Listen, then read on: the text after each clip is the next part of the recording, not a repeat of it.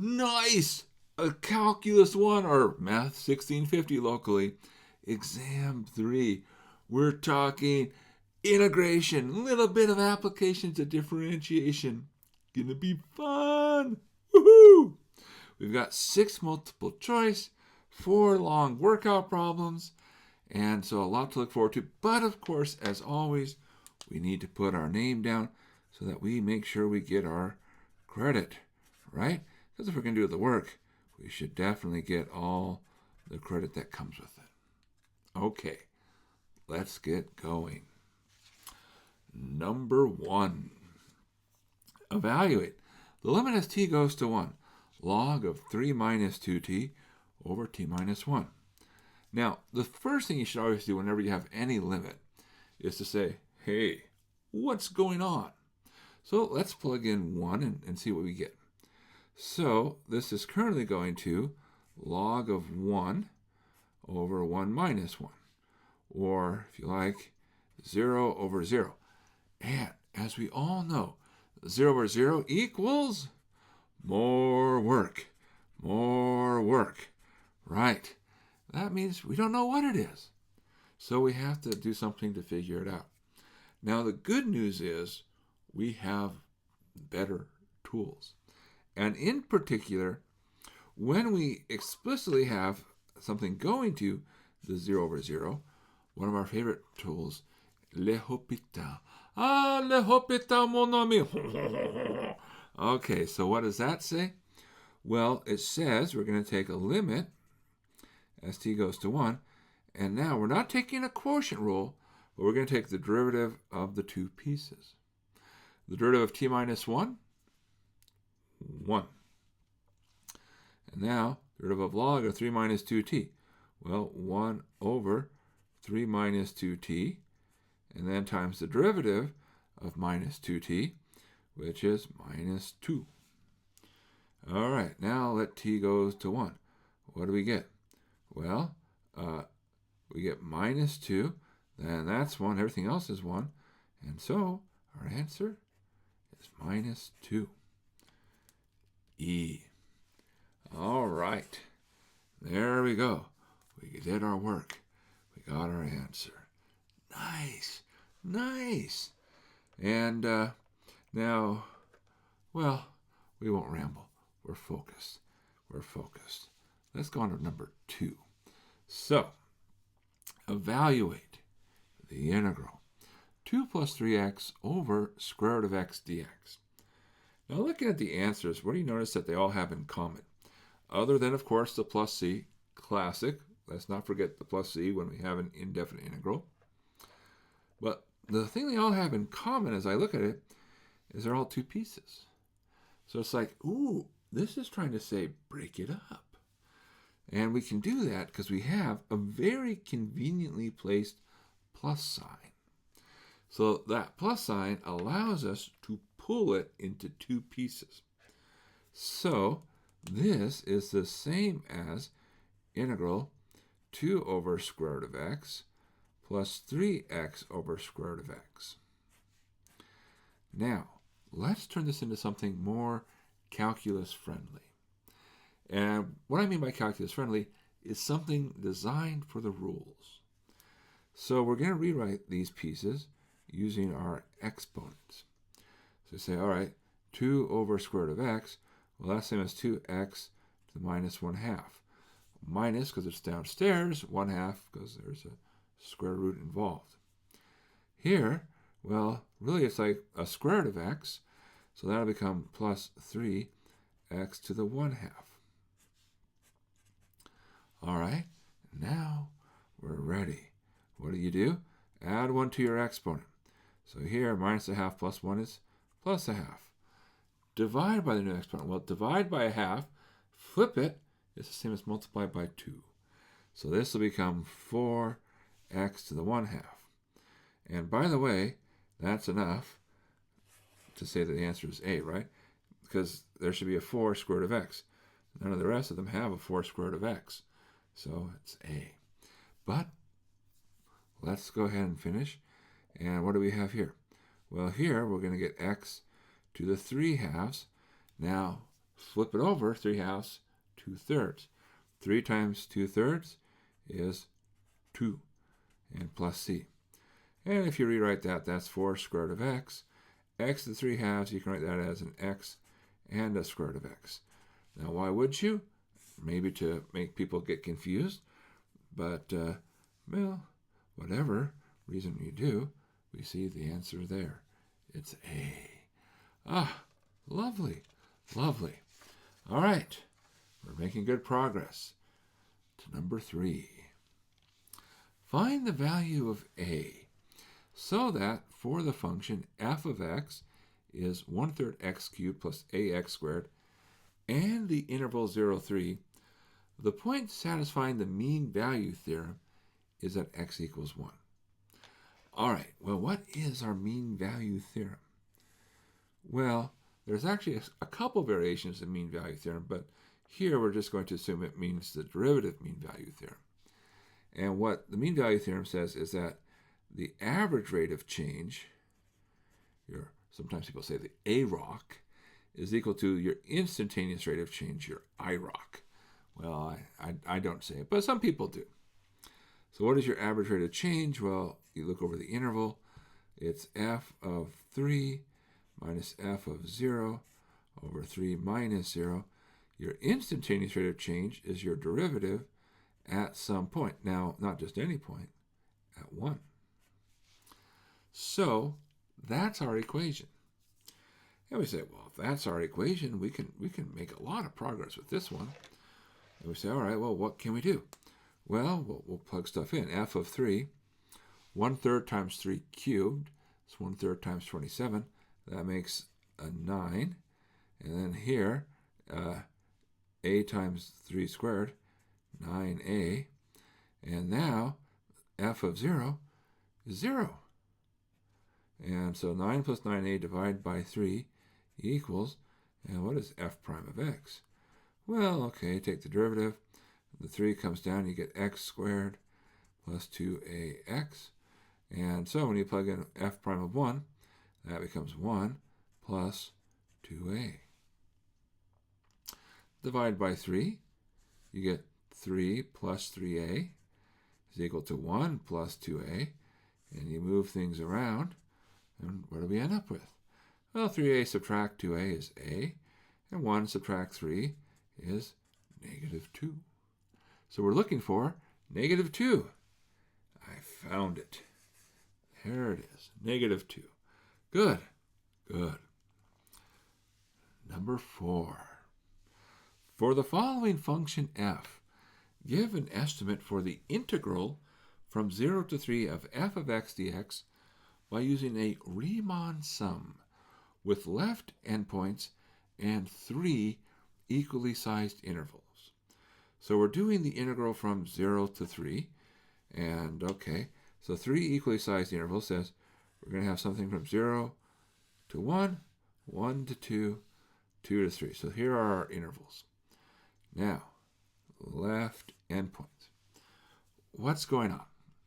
A Riemann sum says, hey, take the area, approximate it by rectangles. Now you say, okay, well, what do we do? Well, the widths, that's our downstairs, and they're equally sized. So we have a width of 1, and of 1, and of 1. And now the heights comes from this information. So it says, go to the left and grab the height. So on the left of the first interval, we have a height of 1. For our second interval from 1 to 2, we have a height of 3 because the left and go up. And for the third interval, we say left and here, that's a height of 2. And now we say, great, count 1, 2, 3, 4, 5, 6. Right? Because we can just count the areas, we can count the squares. And we say, oh, 6. So the answer is D, 6. And yeah, once you understand, hey, what's a Riemann sum? It's approximated by rectangles. We can use the picture and say, well, let me just find the areas of the rectangles. In this case, they were very easy. And especially since, we don't have to show a lot of work. We just have to do enough to make sure we get the right answer. And there we go. There we go. Oh my goodness. We're flying. We could probably take 2 of these tests at this rate. Well, be careful. We still have plenty to do. Number 5. Let f be a function such that the integral from 6 to 12 of f of 2x dx is 10.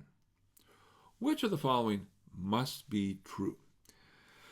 And notice they have a lot of functions of u to u. So it's like, oh, what's going on is instead of the 2x, they put in u. So it's like, oh, substitution. This is a question testing us if we can do substitution. So we're like, yeah, let's do that. So we say, all right, so the substitution is the inside. As I like to say, substitution is an inside job. So we're going to let u equal 2x. Then we have du is 2 dx, taking the derivative. Or using our advanced marker technology, because these are very fancy markers, we can move the 2 and say a half du is dx. Okay, so what do we get? This becomes the integral f of u, then dx is 1/2 du equals 10. Now notice I didn't write something down. I have not yet talked about the bounds because we have to be careful about bounds. And this is something that it can take a while to get a hang of, but once you understand, then you're like, okay, good. I won't be tripped up by that. These bounds here are x bounds, right? When you write down the number 6 to 12, they mean something. They mean x equals 6 to x equals 12. We want to get to u bounds. U equals something. U equals something. So we have to update the bounds. Well, if x equals 6, u is 2 times 6, then u would be 12. If x equals 12, 2 times 12 says 24. And so we need an integral from 12 to 24. That knocks out the bottom 3. And then we say, well, hey, there's this factor of a half. Move it across. If you move it across, what do you get? Well, you double. And you say, okay, so that would say e equals 20, right? Because you have to multiply by 2.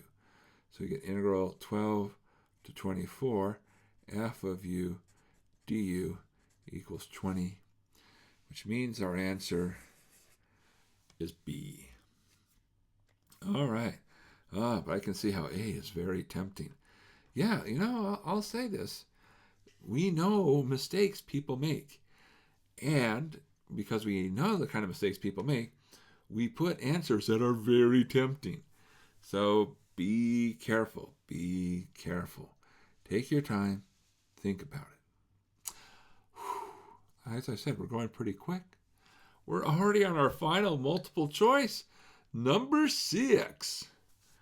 Compute the derivative of the integral of from x squared to 6 tangent of t squared dt.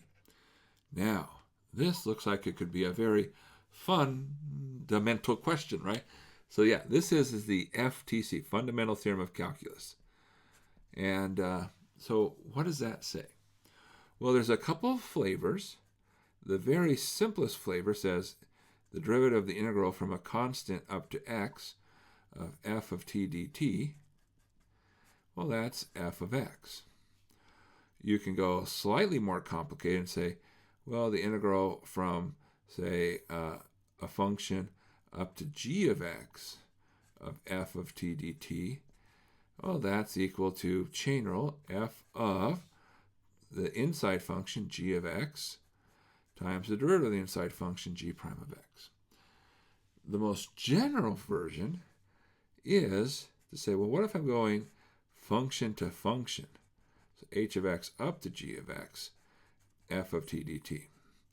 Well, then it's f of g of x, g prime of x, subtract f of h of x, h prime of x. Now, what do we do here? Well, we can apply the most general one, or I'm going to do one other fun thing. See, only one of these is a variable. So what we can do is say, well, let's move it so the variable part is upstairs. So we're going to swap order of integration. Now, what happens if you swap the order of integration? What happens to your integral? It flips sign. Not like sine tangent function, but plus or minus.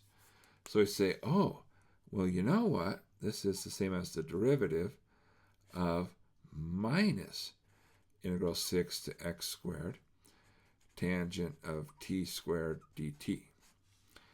And we say, okay, well, the minus just goes along for the ride. And now we're into this part of the fundamental theorem of calculus. So our f, this is our f. Here, x squared, this is our g. So, all right, f of t, g of x. So according to our rules, we take f of g of x. So we're going to take tangent of, and everywhere that we see a t, we're going to put in our x squared squared. All right, that's our f of g of x times g prime of x. Derivative of x squared, 2x. Or if you like, minus 2x tangent x squared squared x to the fourth. So does anything look like 2x tangent x to the fourth? Don't forget the minus. Yes, right there. D. Woohoo! Now there's lots of things that they threw in. Again, tempting things. Notice, what's the derivative of tangent? Secant squared. And so they're like, hey, maybe you'll be tempted to put in a secant squared, right? But no, you don't take the derivative of f. You just take f as is. So, that's like one of the things that they were throwing in there. And are like, oh, hey, maybe the 6 comes in to play. No, it doesn't. It just goes away. Even in this part, it would go away, right?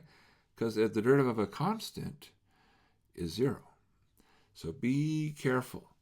Pay attention. And I know it's very satisfying to be like, oh, I think I see the answer. But make sure, as the great math philosophers would say, you should check yourself before you wreck yourself. Right? Okay. Well, multiple choice is done. We have plenty of time to go on for the workout problems. For these, we need to be a little bit more careful, take a little more time, show our work, right? Show our work. Get full points. Ace the class. Get a good job, right? It all starts at the very beginning. Show our work. So, here we go. Number 7. Apply Newton's method to estimate a solution to the equation x cubed equals 2 minus 6x, starting with x0 equals 2. Find the values of x1 and x2.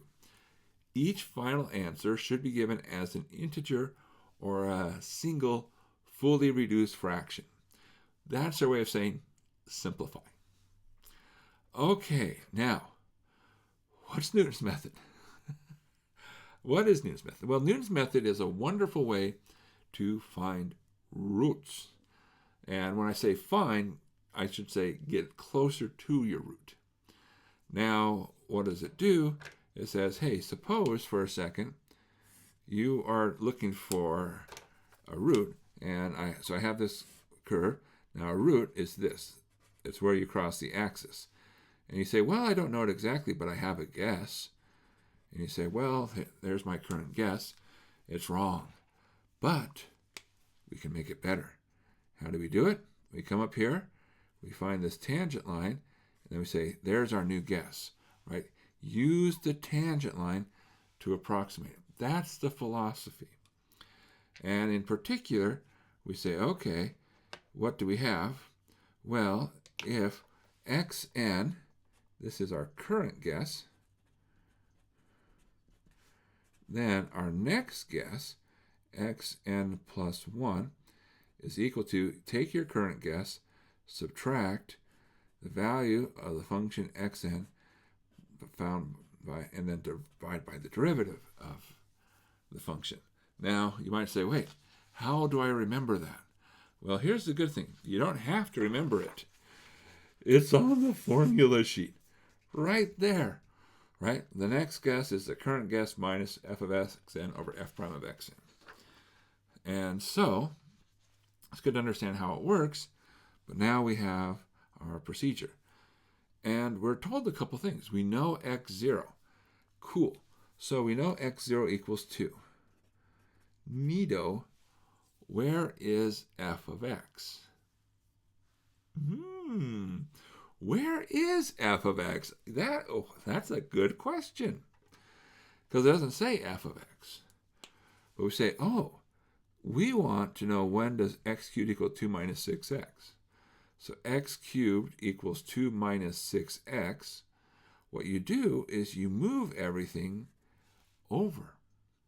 And that becomes, well, that's the same as saying we want x cubed plus 6x minus 2 to equal 0. Right? Just move things across. And now we say, aha, this is our f of x. Because we're looking for a root where we cross the 0. It's like finding zeros, that's finding roots. So we say, okay, so now our rule is xn plus 1 equals xn minus, and we're going to have our f of xn, and, well, yeah, sure, let's write this down. That would be xn cubed plus 6xn minus 2, divide by, take a derivative. Well, what's the derivative? F prime x, 3x squared plus 6. So 3xn squared plus 6. Okay. Here we go. We need to find now x1 and x2. So, we'll start with x1. Follow the rule. x1 equals, everywhere where you see xn, put x0. x0 minus x0 cubed plus 6x0 minus 2 over 3x0 squared plus 6. But what is x0? It's 2. So 2 minus 2 cubed is 8 plus 12 minus 2 divide by 3 times 4 is 12 plus 6. And what do you see? 8 plus 12 minus 2. This top is 18 upstairs. 12 plus 6, 18 downstairs. So it's 2 minus 1. So you get that x1 is 1. And turns out 1 is reduced. It's an integer, or a single fully reduced fraction. Okay, so we start at 2. Said, nope, move to 1. Okay, good. Now, move again, right? Because we need x2. So according to our rule, x2 is x1 minus x1 cubed plus 6x1 minus 2 over 3x1 squared plus 6. So what is x1? That's 1 minus 1 plus 6 minus 2 over 3 plus 6. Well, that's 1 minus 1 plus 6 is 7, minus 2 is 5. 3 plus 6 is 9. So 1 minus 5 over 9, or 9 over 9 minus 5 over 9, gets us to 4/9. All right, and there's x2. And seen. That's all we were asked to find. If we were to go again, oh, my goodness, hopeless, hopeless. The numbers would get crazy. That's one of the things, is Newton's method, beautiful idea, and works really well in practice as long as you start near your root.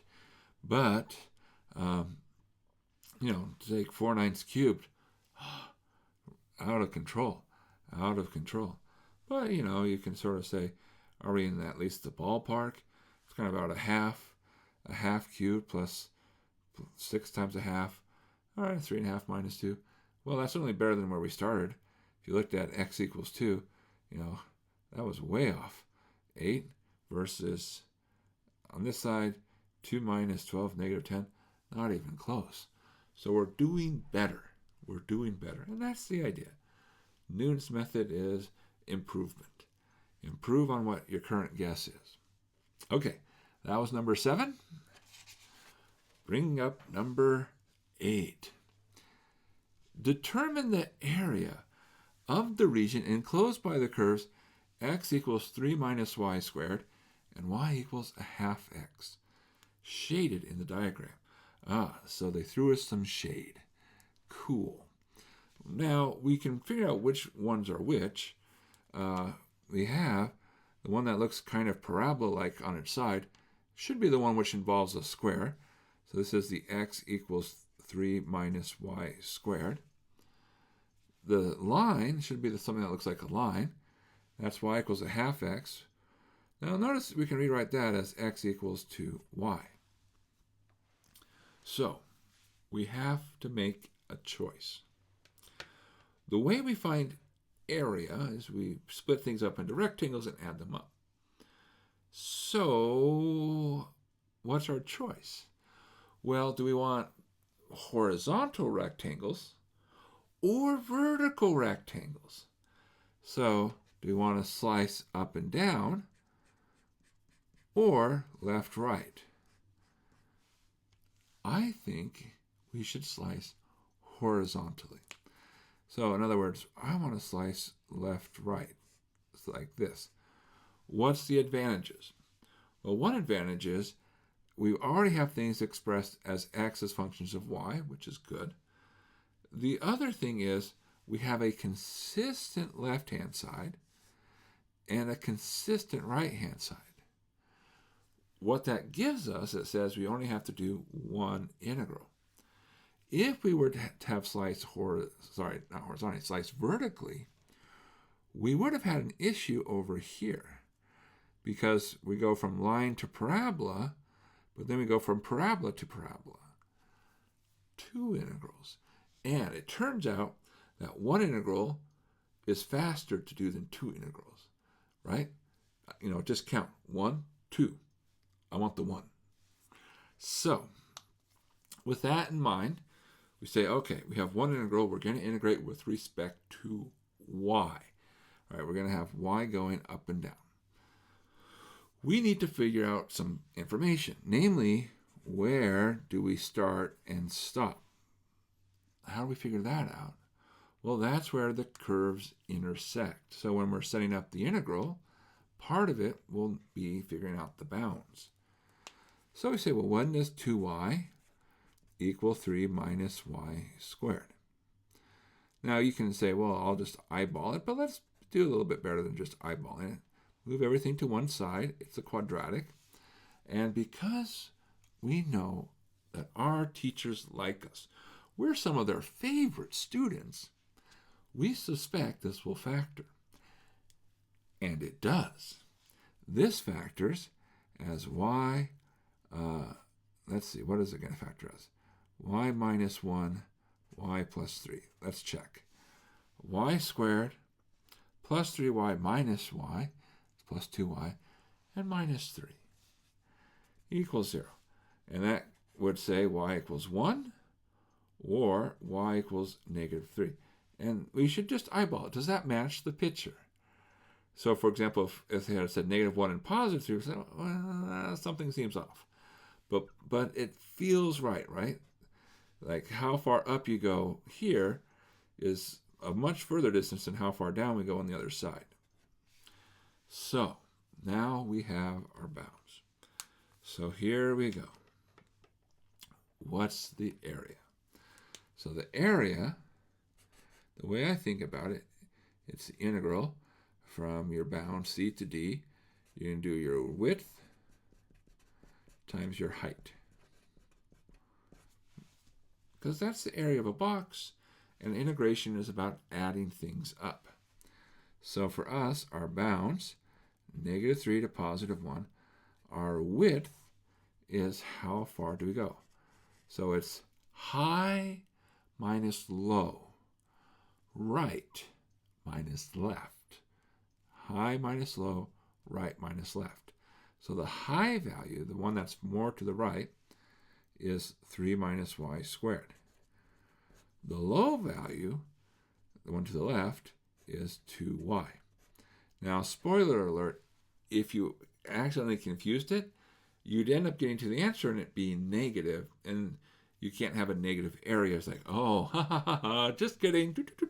Change your signs back, and things work out. But it's better to get it set up right at the beginning. Our height, that's our dy, because we're really thinking of these as little tiny thin rectangles that we're adding up. So there we go. I'll go ahead and just remove some parentheses, so it's 3 minus y squared minus 2y. And we start integrating. Integral of 3, 3y. Integral of y squared, 1/3 y cubed. Integral of 2y, y squared. And now we're going to evaluate from -3 to +1. So when we plug in 1, we get 3 minus the third minus 1. So the nice thing about 1 is you get the coefficients. Subtract. Okay, now we'll have to work a little bit.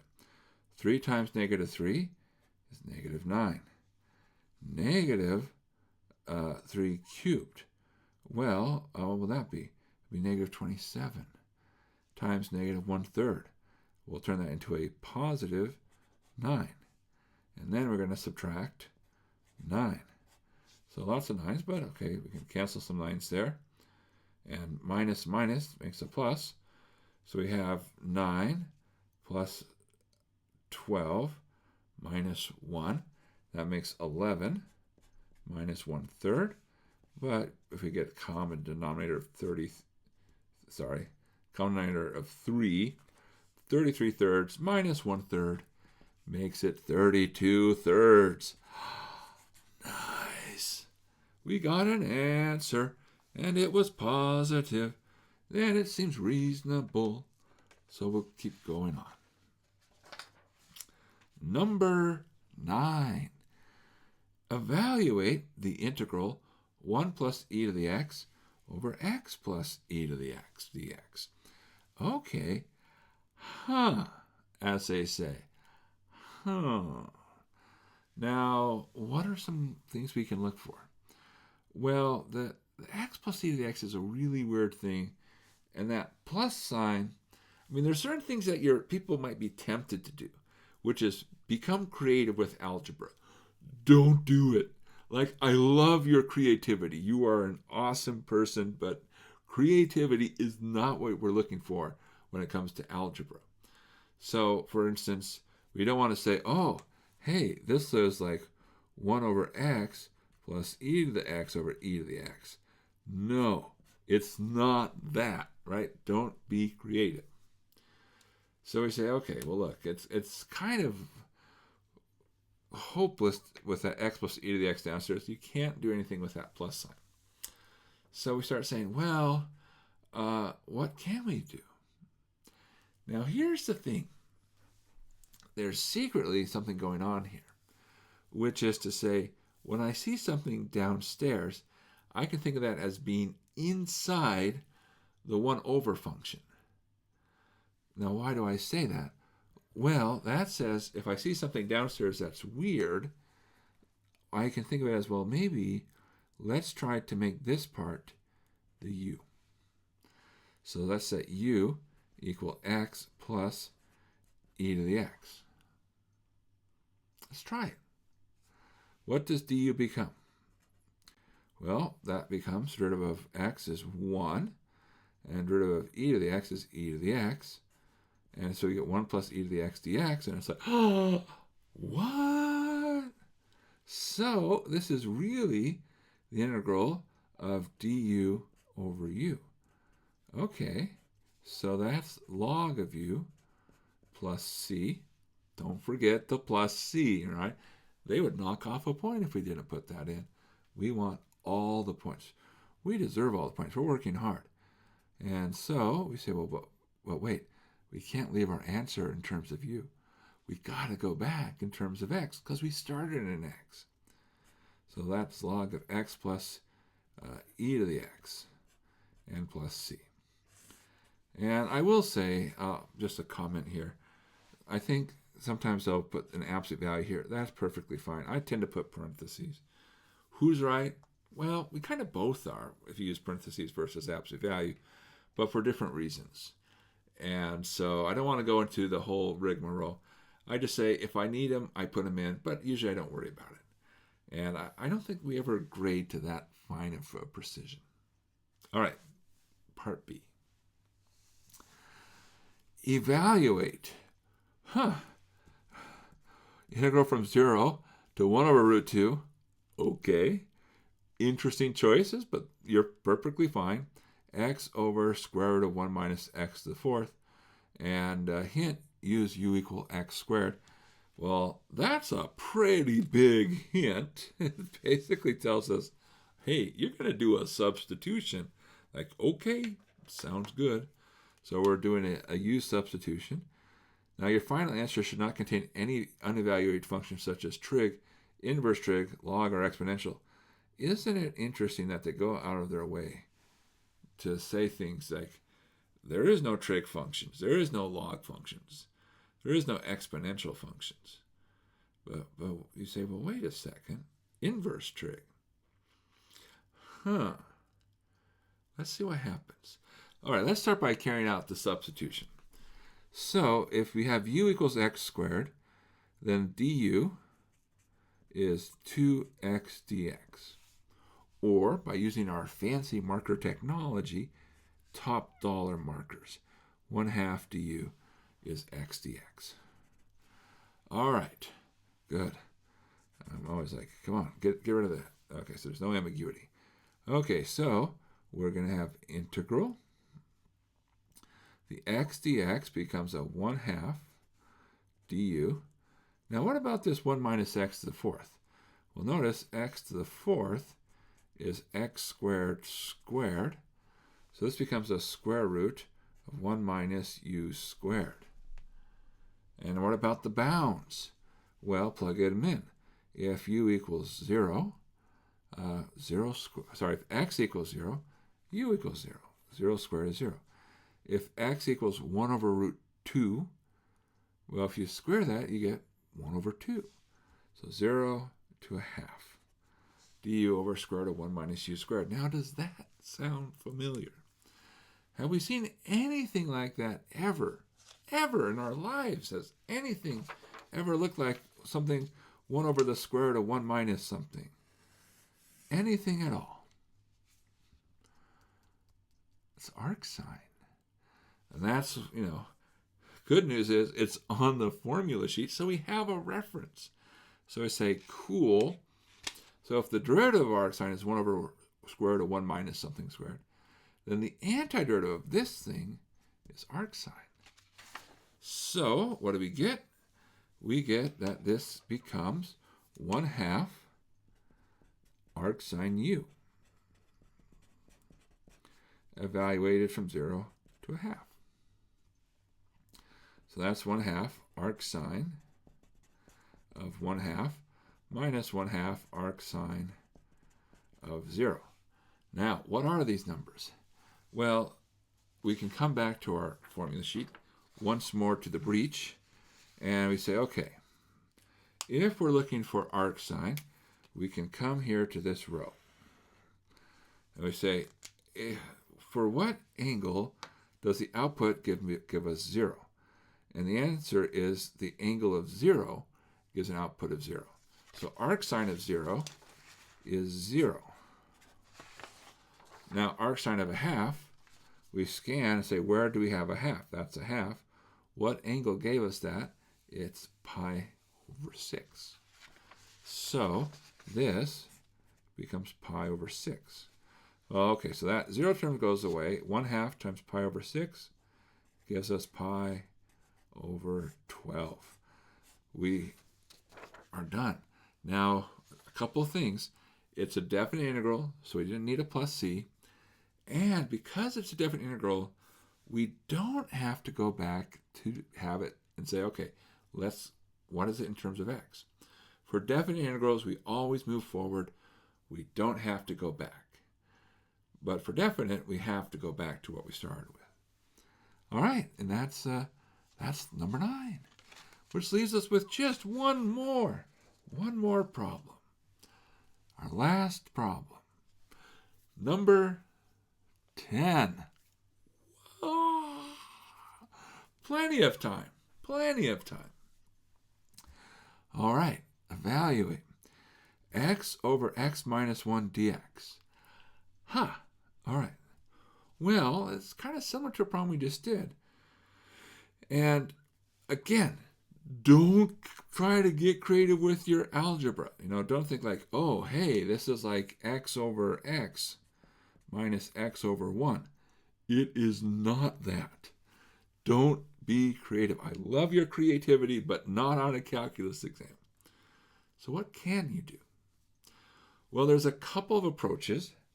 Let me talk about one, and maybe we'll talk about 2. Who knows? We'll see how we're doing after the first one. One is to say, I really just don't like the minus 1 downstairs. So we can say, hey, let's do a substitution. And what we'll do is we'll say, let's make u, the inside part, u equals x minus 1. Now you say, okay, great. That becomes du equals dx. And so that takes care of that part, but what about the x? Well, if u equals x minus 1, that's the same as saying x equals u plus 1. So this becomes then the integral of u plus 1 over u du. Now, here we can break up. We couldn't break up when we had that subtraction downstairs. We are allowed to break up when we have addition upstairs. So this becomes the integral u over u plus 1 over u du. Well, that's really the integral of 1 plus 1 over u du. And that's u plus log of u plus c. And what is u? Well, those are some philosophical questions, Steve. What is u? Who am I? No. What is u? U is x minus 1. X minus 1 plus natural log x minus 1 plus c. Now, this is perfectly fine. Great answer. The minus 1 is a constant. It can get absorbed into the c. So you can also write this as x plus log x minus 1 plus c. So that's correct. This one is also correct. Now, that's one approach. The other approach is to say, well, wouldn't it be nice if instead of an x upstairs, I had something that looked like an x minus 1? Because if I have x minus 1 over x minus 1, life is good. Life is wonderful. So a separate approach says, look, let's think of it in the following. I want to have an x minus 1 upstairs. I don't currently have that, but I'll make it. So I'll put a minus 1. You're like, whoa, Steve, you can't just throw in a minus 1 like that. There are rules. There are rules. What are our rules? We can do it as long as it's an equivalent expression. So I can't subtract 1, but I can subtract 0 or add 0. So what we'll do is we'll toss in a plus 1 as well. And so it's the well-chosen 0 trick. And now what do you say? Well, let's think of it in 2 parts, and we'll take advantage of having a plus sign upstairs. So what does this become? This becomes the integral x minus 1 over x minus 1 plus 1 over x minus 1 dx. Or this becomes the integral of 1 plus 1 over x minus 1.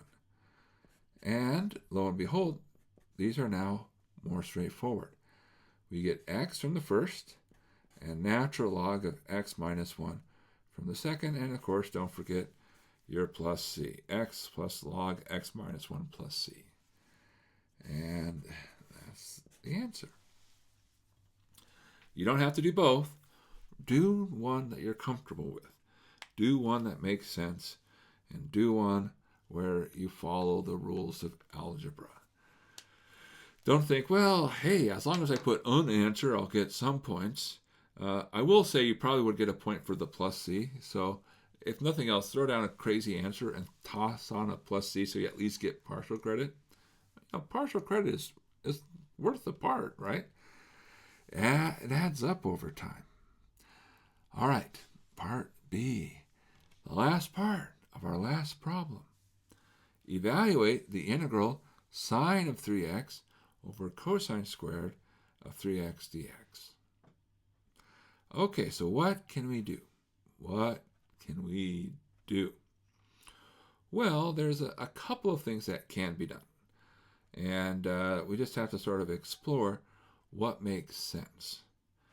Now, one thing that I might try is to say, what does this look like? This looks like sine of 3x over cosine of 3x quantity squared dx. So it feels like the cosine function is inside another function. And so that sort of starts ringing hey, function and function, that's substitution bell. So with that in mind, we say, well, let's try to see where that takes us. We'll set u equal cosine of 3x. du is minus sine, right? Derivative of cosine is minus sine, 3x, chain rule. Derivative of 3x is a 3, and so 3 dx. So, or we could say minus 1/3 du is sine of 3x dx. And now we're like, oh, this is looking pretty snazzy. Because what do we get? Well, we're going to get the sine of 3x dx becomes minus 1/3 du. And then this becomes a u squared downstairs, which is u to the minus 2. And we say, all right, well, now we can integrate. Well, you add 1, that's u to the minus 1, divide by that minus 1. So that makes it minus 1/3 u to the minus 1 plus c, or 1 over 3u plus c. But what is u? Cosine 3x. So that gives us 1 over 3 cosine 3x plus c. And there we go. So that's a great way to do it. Now, there's another way to do it. And if you see one way first or the other way first, as long as you're comfortable, go with what you see. Usually it's about the same amount of work, but it doesn't hurt to ponder. And I know sometimes in the high excitement and thrill of taking a math test, it's thrilling, and I get that. Your adrenaline's pumping like, oh yeah, this is going to be so much fun. I'm so stoked. But you gotta calm the nerves a bit and work through the process. All right, so what else can we do? Well, look for ways to rewrite this. And you start saying, well, sines and cosines. The problem is that you don't like the cosines being downstairs. But sines and cosines, what can you do with that? Well, you could say, I'll break off a sine and a cosine, because if I put those together, that makes a familiar function. It leaves me with one more cosine on the end. What is sine over cosine? It's tangent. So it's like, oh, okay, so it's tangent 3x. And what is 1 over cosine? Secant of 3x. And then you're like, wait a second, secant tangent? Secant tangent, that sounds familiar. That's like something on the formula sheet, I think. And yeah, check it out. Check it out. There's a secant tangent. what does it say? Well, the derivative of secant is secant tangent. So if you go the other way, the antiderivative of secant tangent is secant. Word! So what do we get? Well, this becomes secant of 3x. Now, be careful. We haven't accounted for the 3. So we say, but now account for the 3. You need to put a factor of 1/3 there. And throw on a plus c, and you're done. They might say, well, wait, are these the same answer? What's secant? 1 over cosine. They are the same answer. But you get there in slightly different ways. Do what you feel comfortable with.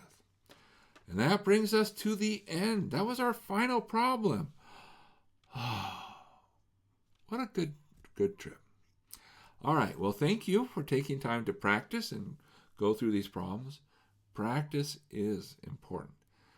You're still learning. It's going to be a little bit awkward, but once you get the hang of it, you're going to be a pro. You're going to be wonderful. Keep at it. I believe in you, and you are wonderful. Good luck, and I hope I get to see you again. Okay. Bye.